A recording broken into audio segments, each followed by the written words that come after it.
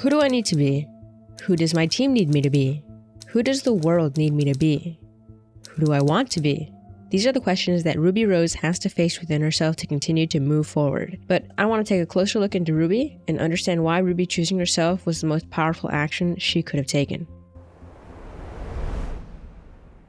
Now, I have been worried about Ruby Rose since the end of Volume 3. Seeing Pyrrha die right in front of her eyes and not being able to do anything about it has got to leave a mark on her. That's not to mention her realizing that Penny was going to die and she could do nothing about that as well. And then Beacon fell just to top everything off. This all took place within the span of a night for her, and there's no possible way any of this didn't leave her traumatized. But first, let's start with her role in Team Ruby. She's their leader, and one of the hardest parts about being a leader is decision making. The intentions with which you make your decisions does not necessarily mean the outcomes of said decisions will have a positive effect. Basically, just because you mean well doesn't mean good things will happen.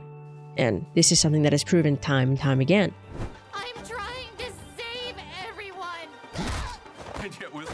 Best intentions. Have you ever stopped to wonder if you've done more harm than good?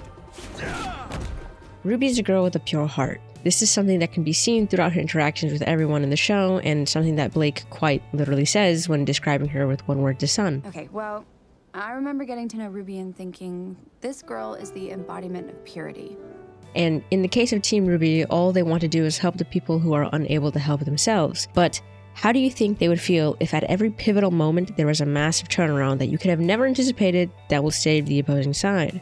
Probably like they are only ever losing and it's getting hard to hold out hope. Now, we can arguably double that for the leader of the group. This is to say that the person making the decisions feels as if every mistake is on their shoulders. I feel like throughout the show, but especially volumes 6 through 8, the audience can really start to feel this tension building up inside of Ruby. And in volume 9, it turns from a tipping point into a ship that has capsized. There are two specific moments that I want to talk about. One in volume 6 and the other in volume 8. I think these moments paint a very clear picture of where Ruby was headed towards in volume 9.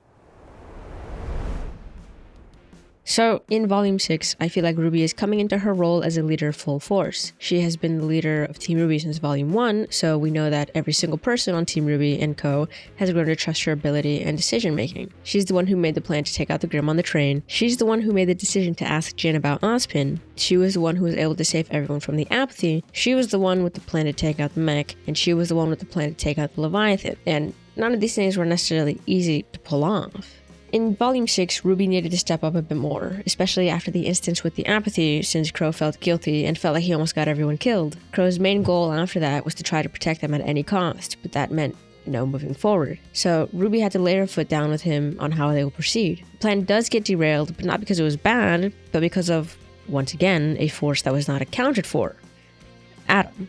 Because who would account for him stalking Blake all over Anima? But I'll digress on that for now. Let's get to the moment I actually wanted to talk about, which is Ruby versus the Leviathan. Realistically speaking, Ruby was the only person in the group that even had a chance at stopping the Leviathan because of her silver eyes. Granted, she doesn't have full control over them, but she at least has to try. Prior to all of this, Ruby had a conversation with Maria on how to unlock this power, which is to think about the people she wants to protect. And as she's going face to face with the beast, she is doing her best to channel her feelings. And for a second, it seems like she's getting somewhere.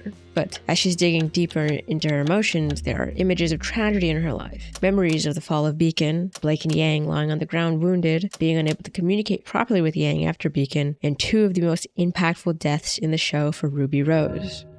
Pyrrha Nikos and Penny Polendina. Now, I don't think that Ruby necessarily blames herself for all of these situations or anything. She probably blames herself for not being able to communicate with Yang, as we can see she holds a lot of regret over it when they meet back up together for the first time in Volume 5, but Yang is just happy to see her sister and doesn't hold anything against her because both of them were in a rough spot, and understandably so, after the fall of Beacon Academy. But I do think there is something to say on the idea that throughout all of these situations, there is a feeling of helplessness that comes with everything.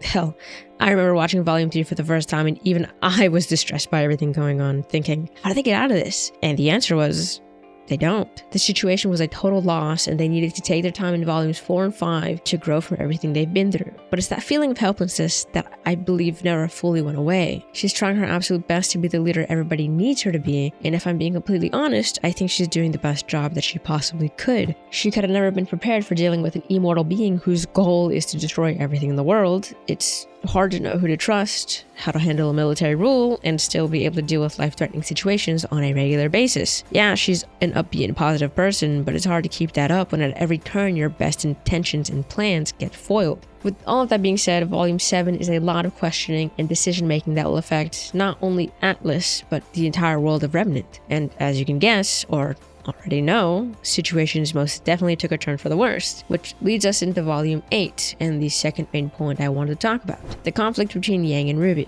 Now, before I get onto this, I want to reiterate that every single person in Team Ruby loves and trusts Ruby, and each and every person supports and respects Ruby's ability to lead. With that being said, the results speak for themselves, and Yang says to Ruby, Ruby, when we came here, we said we'd follow your lead, but things haven't exactly worked out. Then there's a visible feels bad vibe around the room, and hearing that just has to hurt, especially because it's true.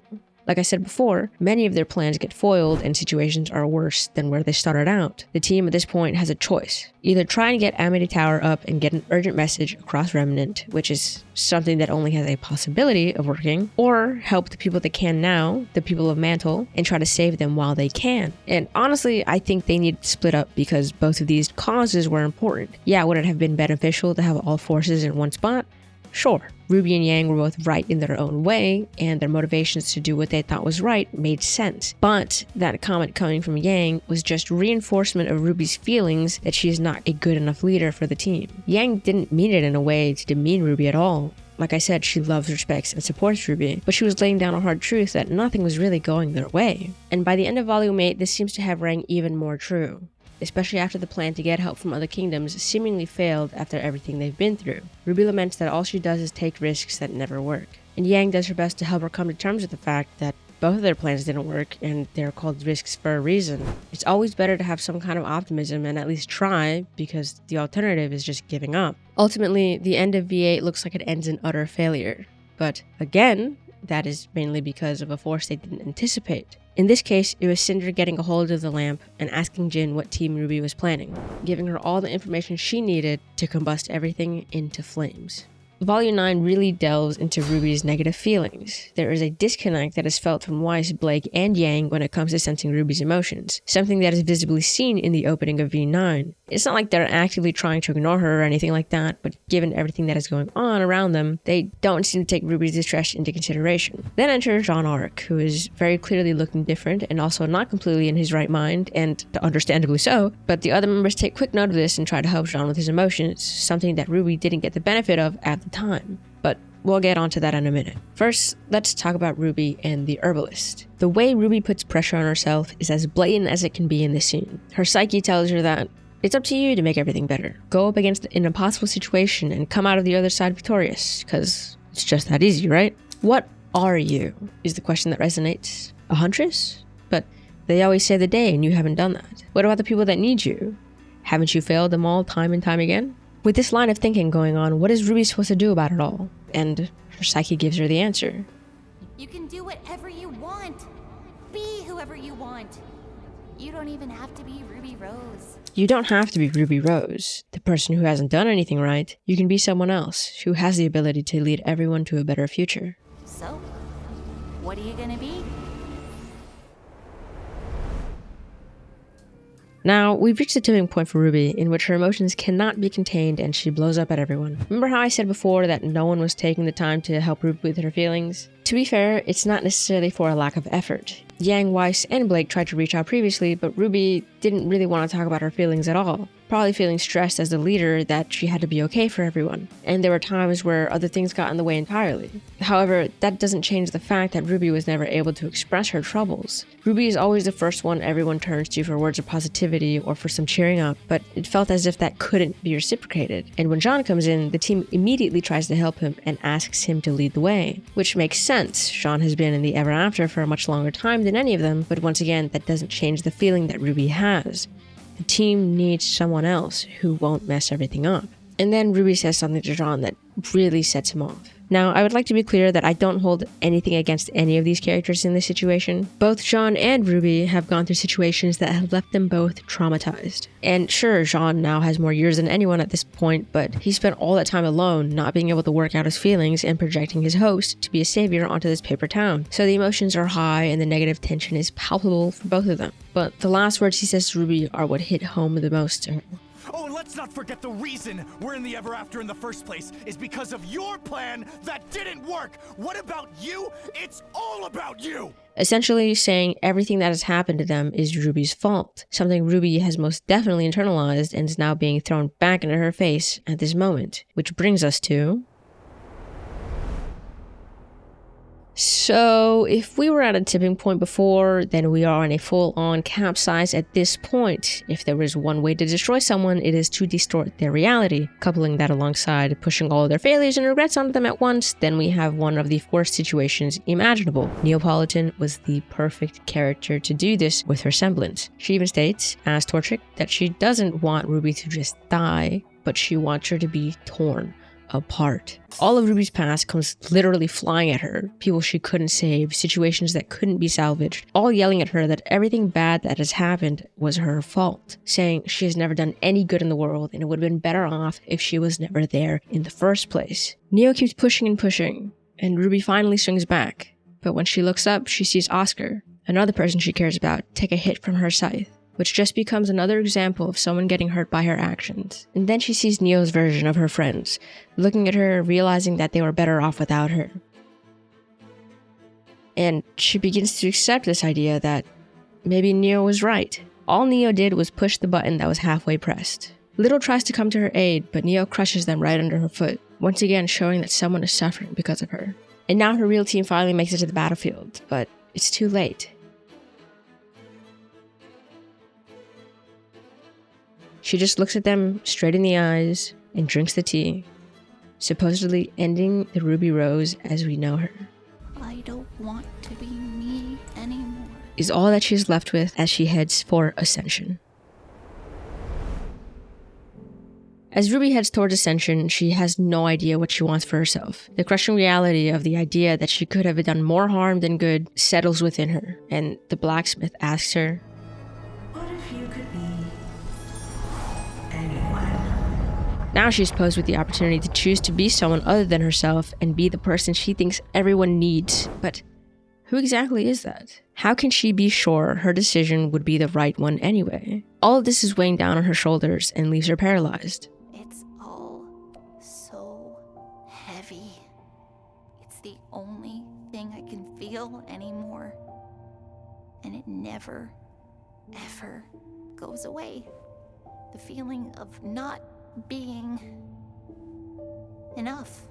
None of this life is what she expected. Yeah, she wanted to be a huntress and help people, but nothing prepares you for an immortal being, her minion, and constant strife between and within kingdoms. Ruby finds her mother's weapon and sees a vision of her leaving with Raven, something that Ruby nor anyone in her family knew about, and this leaves Ruby distraught, wondering why would she do that? The blacksmith tells her that maybe some people have their own burdens they're dealing with, which leaves Ruby even more puzzled, leaves her with thoughts that everything was useless, so why try? Just give up and be someone else? Choose for yourself one who could leave your burdens behind, or choose one who would be enough to bear them. After Ruby hears these words, she also hears her mother call out to her. I love you. Just the way you are. And those words give her the resolve to move forward and ask, What happens if I choose me? Ruby was always an option, but one she didn't want to consider anymore. But with these words, she remembers the love that she has in her life for who she is as an individual. The blacksmith responds, maybe that means that you are enough. Ruby was never the problem. The problem was that her perspective on herself had changed. At the end of it all, Ruby will never be able to get everything right. That's just not possible, and is evidenced by the many things that have gone wrong in the show. But that doesn't mean she's a failure and unable to lead. It just makes her a person, and she has the ability to learn from everything in the past and move forward with a stronger resolve. So, to answer those questions from earlier, who does Ruby need to be? A huntress, a leader, someone who won't back down on her ideals. Who does Ruby's team need her to be? A friend, someone who they can rely on, and someone who will rely on them just the same. Who does the world need Ruby to be? Well, now that all the information about Salem is out, they need a beacon of hope. I know it's a lot for just one person, but I do want to say that she is not alone and she never will be. Not everything is on her shoulders because she has a support system in the people around her. So all that leaves is one last question. Who does Ruby Rose want to be? Herself. Because Ruby Rose has the capacity to be everything I mentioned previously. It's all within her reach. She only needs to believe it is and then reach out to it herself. And with this resolve, Ruby takes back Crescent Rose, a far cry from episode 7 where she couldn't even hold the weapon, and is on her way back to her family. Brand new, but still herself all the same, Ruby makes it out of the tree and is better than ever. Team Ruby defeat the Curious Cat, and afterwards, Ruby is able to see some of the good that she has done in the form of the new Little, who we now know as Somewhat. And even more so when the team heads back to Vacuo to see all the backup that is there because of the message that was sent out to them. I'm sure the road down the line is not going to be easy. There'll be more struggles and hardships to be had, and I'm sure more tragedy will occur along the way. Throughout everything Ruby has been through, she has always been enough for herself, her friends, her family, for the world. And nothing at this point can shake her resolve because she is exactly who she needs to be. After all, victory is in a simple soul.